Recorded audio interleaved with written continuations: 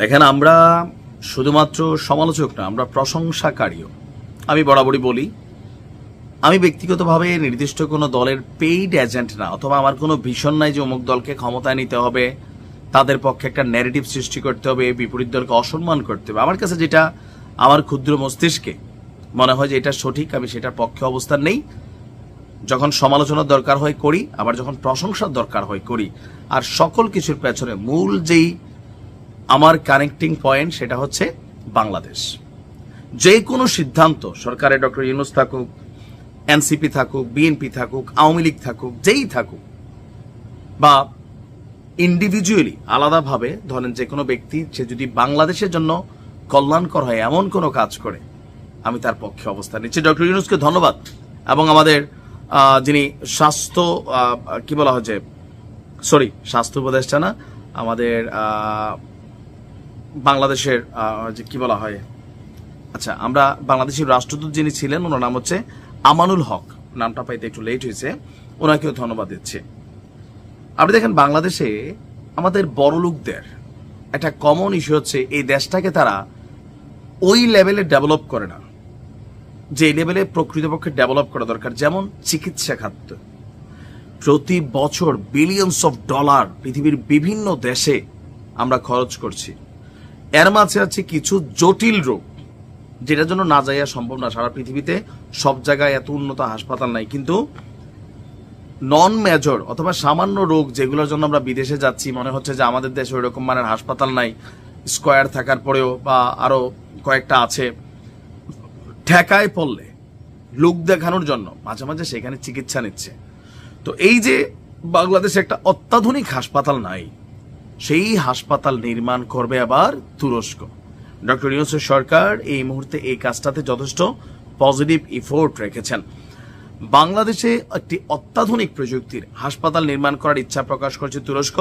দেশটির স্বাস্থ্যমন্ত্রী অধ্যাপক ডক্টর কামাল মেসিস ওলুর সঙ্গে তুরস্কে নিযুক্ত বাংলাদেশের রাষ্ট্রদূত আমানুল হকের একটা বৈঠকে এই আলোচনা হয়েছে। গতকালকে আঙ্কারায়, তুরস্কের রাজধানী আঙ্কারায় বাংলাদেশ দূতাবাস থেকে এই বিজ্ঞপ্তি দেওয়া হয়েছে। বলা হয়েছে বিষয়টা শেখ হাসিনার আমল থেকেই আলোচনায় ছিল যে বাংলাদেশের তুরস্কের হাসপাতাল নির্মাণের একটা করার প্রকল্প, কিন্তু বাংলাদেশ সরকার পর্যাপ্ত জায়গা বরাদ্দ না দেওয়ায় হাসপাতালটি আলোর মুখ দেখেনি। এই জায়গাটাতেই রাজনৈতিক দলগুলোর সাথে আমার সমস্যা হয়। আরে ভাই, তুরস্ক একটা হাসপাতাল করবে, এই দেশে জায়গার অভাব আছে, কেন সরকার পর্যাপ্ত জায়গা দিল না? ধান্দা করছে আওয়ামী লীগ সরকারের সময়, মন্ত্রীরা বাটপারি করছে। যে ভূমিমন্ত্রী কয়েকশো বিলিয়ন ডলারের মালিক হয়ে গেছে। দেশের জন্য উন্নয়ন হবে, দেশের জন্য উন্নতি হবে, এটা ভালো চিকিৎসা কেন্দ্র তুরস্ক আগ্রহ প্রকাশ করছে, কিন্তু আওয়ামী লীগ সরকার ক্ষমতায় থাকতে এটাকে প্রসেসিং করতে দেয়নি বা এটাকে জায়গা দেয়নি। বিডার চেয়ারম্যান আশিক চৌধুরী সম্প্রতিকালে তুরস্ক গিয়েছিলেন, আপনাদের খেয়াল আছে তো?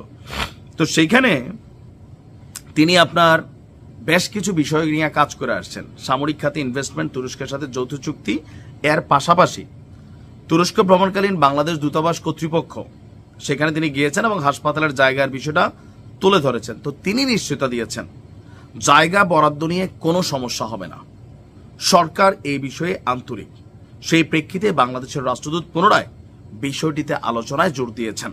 তো তিনি তুরস্কের স্বাস্থ্যমন্ত্রীর সাথে আলোচনা করেছেন এবং বলছেন শীঘ্র একটি কমিটি গঠন করে পররাষ্ট্র মন্ত্রণালয়ের সাথে বিস্তারিত আলোচনা করে সিদ্ধান্ত নেওয়া হবে।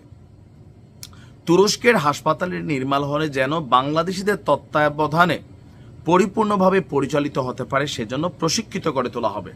আর এটি নির্মাণ হলে বাংলাদেশের স্বাস্থ্য খাতে বড় পরিবর্তন হবে এবং জটিল রোগীদের আপনার বিদেশমুখী হতে হবে না বলে তিনি আশাবাদ ব্যক্ত করেছেন। আমরাও চাই এটা ভালো মানের হাসপাতাল, আর এই জন্য সংস্কারের মধ্যে একটা সংস্কার করা জরুরি। ওভার জটিল কোনো রোগ না হলে এদেশের কোনো মন্ত্রী, এমপি, আমলা এরা যেন বিদেশ গিয়ে চিকিৎসা না নেয়। এমপি স্বাস্থ্য পরীক্ষা করবে সিঙ্গাপুর, টাকাকার পাবলিকের, ভাবা যায় দেশের চিকিৎসা ব্যবস্থার হোকামারা কারা করছে? আমাদের এই রাজনীতিবিদরাই করছে। প্রাইভেট অনেক উন্নত হয়েছে, কিন্তু সরকারি হাসপাতালগুলা গেলে তো দেখেনি কি অবস্থা, আমি আর বলার কিছু নাই। ডক্টর ইউনূসকে ধন্যবাদ, আশিক ভাইকে ধন্যবাদ, ভালো থাকুন।